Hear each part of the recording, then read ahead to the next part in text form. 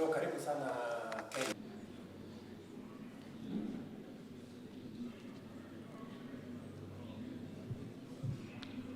At my invitation, His Excellency President Yoweri Kaguta Museveni honored us by undertaking a state visit to Kenya. His visit underscores the profound significance we, as leaders, attach to the bilateral relations between Kenya and Uganda, and to our shared commitment to further develop and grow our relations. Kenya and Uganda are firmly united by relations deeply rooted in shared history, culture, and aspirations for regional peace and prosperity. We recognize the importance of maintaining strong bilateral relations and are committed to expanding them for the mutual benefits of our two nations and our two peoples.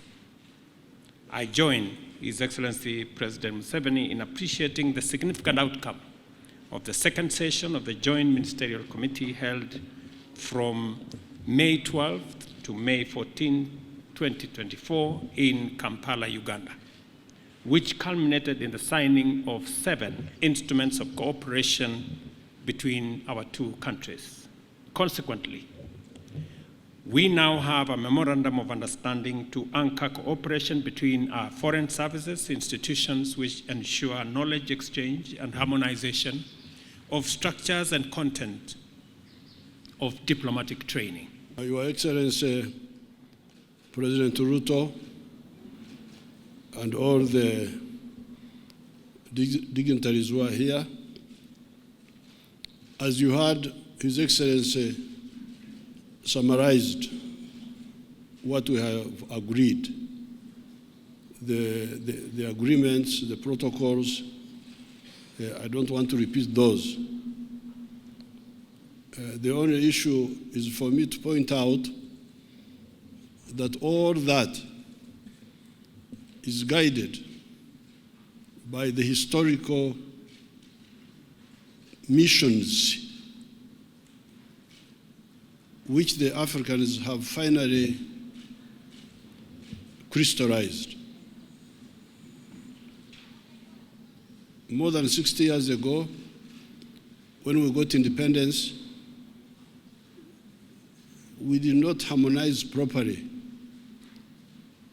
on the historical mission beyond liberation. There was talk that time of uhuru na umoja, but it was not deeply disassembled. What did uhuru na umoja mean?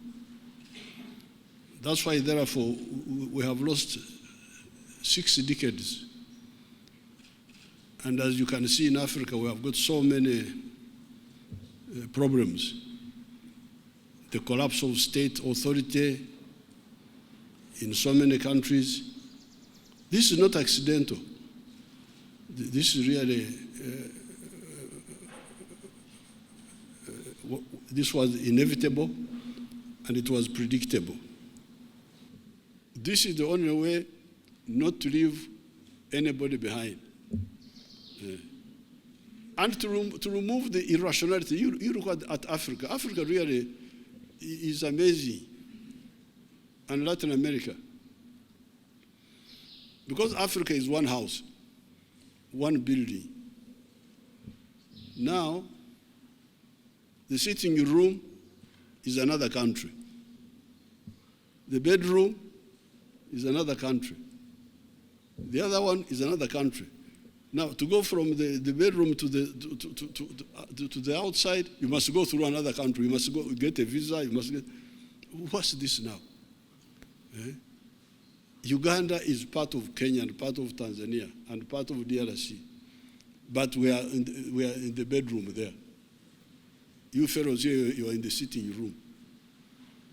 Now to go out, we must know. Please, can I go? Can I come to the sitting room? It is so irrational, so irrational. So I thank His Excellency for inviting me. Please don't allow me to talk, because if you give me audience, you do so at your own risk. I can talk for ages. Thank you very much.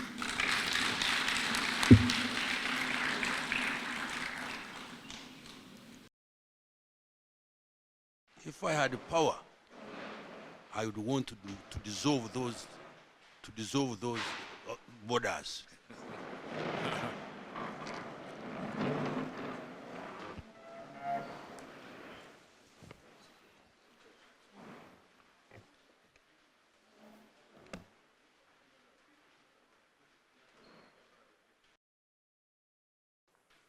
Mzee, let me say on behalf of the people and government of Kenya, we very sincerely appreciate your undertaking this state visit as a way of consolidating the friendship and the relationship between our two countries.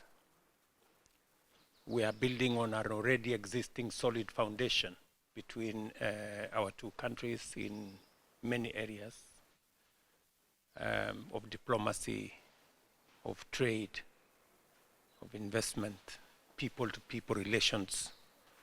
And I very want to say sincerely that we don't take your coming to Kenya for granted. Africa has lost a lot of time. It's now more than 60 years since independence, and Africa still has a lot of problems. And this is because of what I mentioned to you, the philosophical, strategic, and ideological mistakes which were made by the African leaders. They could not accurately define the historical mission. What is the historical mission at independence? The only one they got right was the liberation. That one they got it correct. That's why OAU was useful that time. But after that, they didn't know what to do.